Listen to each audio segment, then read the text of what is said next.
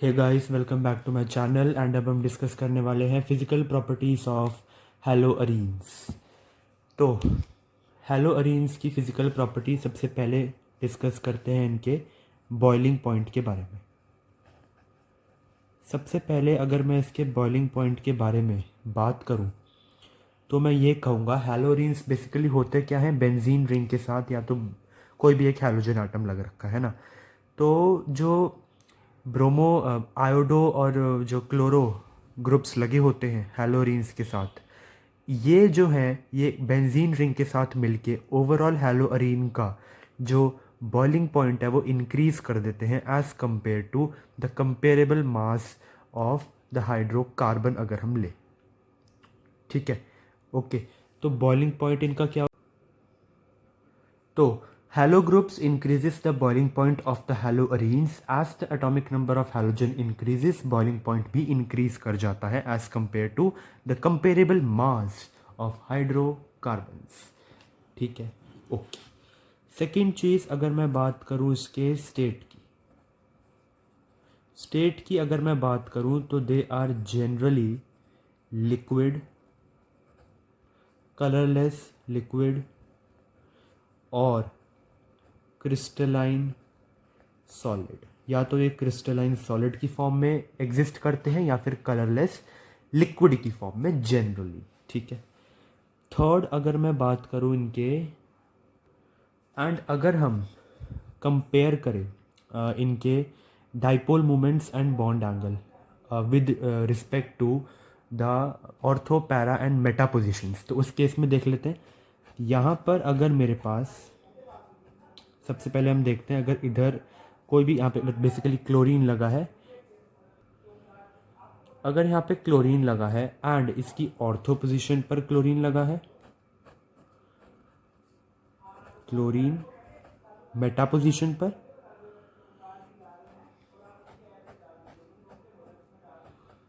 And para position पर।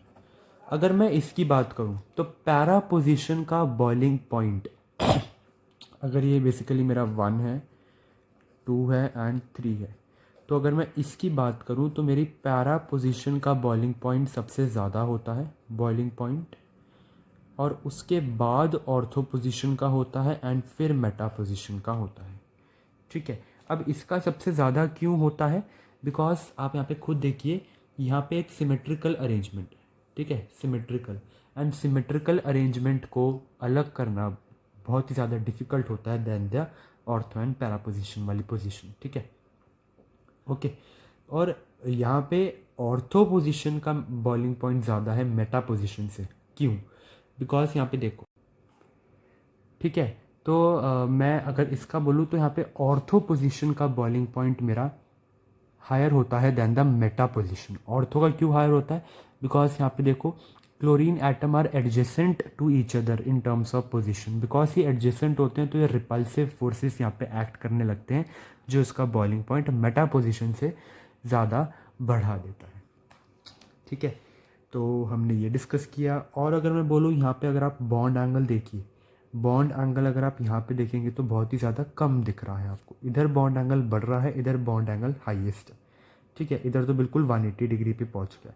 तो हम ये ट्रेंड देखते हैं इसमें कि जैसे जैसे मेरा बॉन्ड एंगल बढ़ता है, ठीक है, जैसे जैसे मेरा बॉन्ड एंगल बढ़ता है वैसे वैसे मेरा जो डाइपोल मोमेंट है वो डिक्रीज़ होता है। यानी कि यहाँ पे मेरा डाइपोल मोमेंट कितना होगा? 0 होगा।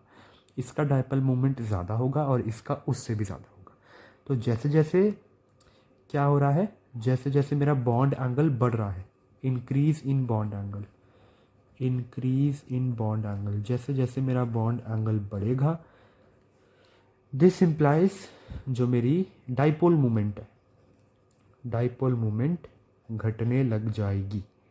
ठीक है, और अगर हम अब लास्ट इसका अगर हम बात करें सॉल्युबिलिटी के ऊपर, सॉल्युबिलिटी पे अगर हम बात करें तो वैसे तो हमने ये देखा कि ये पोलर इन नेचर होते हैं। Haloarenes are polar in nature, haloarenes are polar in nature. तो सॉल्युबिलिटी के ट्रेंड के हिसाब से पोलर डिजॉल्व्स पोलर। अगर हैलोअरीन्स पोलर होते हैं तो इनको वाटर में भी डिजॉल्व करना चाहिए, बट यहाँ पे ऐसा नहीं होता। तो but they are insoluble in water. Water insoluble ये होते हैं। क्यों वाटर इनसॉल्युबल होते हैं? बिकॉज ये वाटर के जो हाइड्रोजन बॉन्ड्स होते हैं उनके साथ ये बॉन्डिंग नहीं बना पाते। तो ये वाटर वाले जो हाइड्रोजन बॉन्ड्स होते हैं उनके साथ ये बॉन्ड बना ही नहीं पाते हैं। दैट इज़ ये उनके साथ जब बॉन्ड ही नहीं बनाएंगे तो उनमें सॉल्युबल कैसे हो पाएंगे, है ना। But on the other hand ये बेंजीन, ईथर्स, अल्कोहल्स, इन सब में जो है वो क्या होते हैं? सॉल्युबल होते हैं। ठीक है, और ये सारे पोलर है या नॉन पोलर है? ईथर ले लो आप, बेंजीन ले लो, ये सारे पोलर है या नॉन पोलर? ये सारे नॉन पोलर सॉल्वेंट्स हैं। तो नॉन पोलर सॉल्वेंट्स में अगर हम देखें लाइक बेंजीन,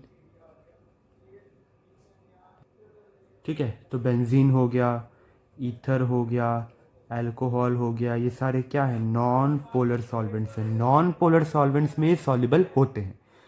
ठीक है, पोलर इन नेचर होते हैं। जनरली पोलर में भी सॉल्युबल ये हो जाते हैं जनरली, ठीक है, बट वाटर में तो बेटा ये इनसॉल्युबल ही होते हैं।